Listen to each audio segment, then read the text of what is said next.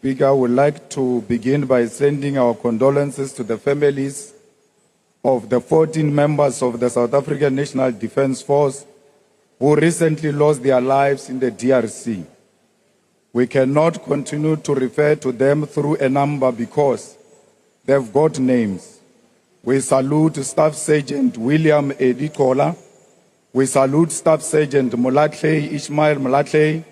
We salute Staff Sergeant Swatani Theophilus Seepe, Corporal Matumi Justice Malesa, Corporal Renae Namavulani, Lance Bombardier Itumeleng McDonald Moreo, Lance Corporal Tseke Moffat Molapo, Lance Corporal Metsi Stensley Rashishi, Rifleman Svatani Richard Chokwe, Rifleman Derek Maluleke, Rifleman Tsidiso Andres Mabele, Rifleman Calvin Louis Moari, Rifleman Muketi Joseph Mowe, Private Peter Jacobus Sterido. The reckless deployment of South African troops in the DRC under the South African Development Community SADC mission in the Democratic Republic of Congo, SAMI DRC, which began in December 2023, was presented to us as a peacekeeping effort.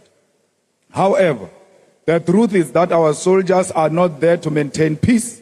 They are engaged in a direct combat, fighting against the highly armed and strategically superior M23 rebels who are supported by the reckless president of Rwanda, Paul Kagame. Our government has deliberately misled the people. The reality is that our soldiers are fighting an enemy that has better weaponry, better resources, and better intelligence. While the rebels possess advanced military equipment, our soldiers are sent to battle without drones, without fighter jets, and without critical military assets. They are left vulnerable, fighting a war they cannot win, all because of the failures of this government. The recent M23 offensive on Goma has highlighted significant shortcomings in the South African National Defence Force deployment. Intelligence failures were evident as the SANDF lacked timely and accurate information to anticipate the M23 movements, leaving our forces unprepared for the assault. Coordination between the South African National Defence Force, regional allies, and the Congolese military was inadequate, leading to a fragmented response and over-reliance on local forces that quickly collapsed under pressure. The SANDF response can also be criticized for its sluggishness, allowing M23 to seize strategic positions before effective action was taken. Political considerations were often overshadowed military necessities, limiting our forces' effectiveness. Leadership on the ground also failed to provide clear directives, resulting in disorganized retreats and unprepared casualties. These issues culminated in tragic losses. For over a decade, we have watched as the South African National Defence Force has been systematically weakened.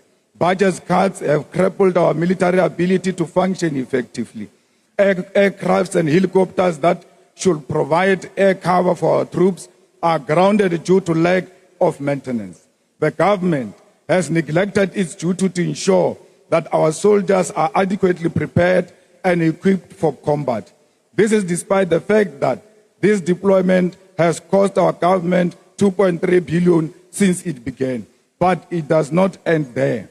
The defense sector has been ravished by corruption. Officials at Denel have looted and mismanaged funds, selling South Africa's defense technology to foreign entities. This is nothing short of treason.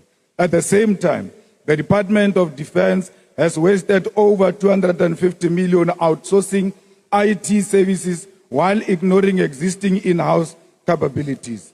This is a blatant theft of state resources, and it is our soldiers who pay the price. We must be clear, the deployment of our troops in the DRC is not about achieving peace.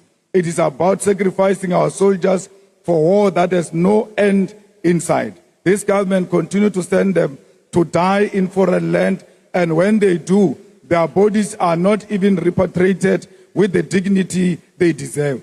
We are still waiting for the bodies even after the Chief of Defense said the bodies will come the following day. The South African National Defence Force soldiers who passed away in the last few weeks have still not arrived home, with several delays being blamed, which is unacceptable. The families of these fallen soldiers are left waiting, grieving and struggling for answers. Our troops be brought home immediately. We cannot allow more lives to be lost in a senseless conflict while corrupt politicians continue to loot and mismanage our defense resources. Bring them back home now. This past weekend, South Africa participated in a joint SADC and East African Community Summit in Tanzania to discuss DRC crisis. We agree that there must be ceasefire, and we agree that the chiefs of the military must come together to create a clear passage of the ceasefire. Re role now baetapele ba ANC le rekisitse bana ba rena le re tsegisha ka matekere. Thank you.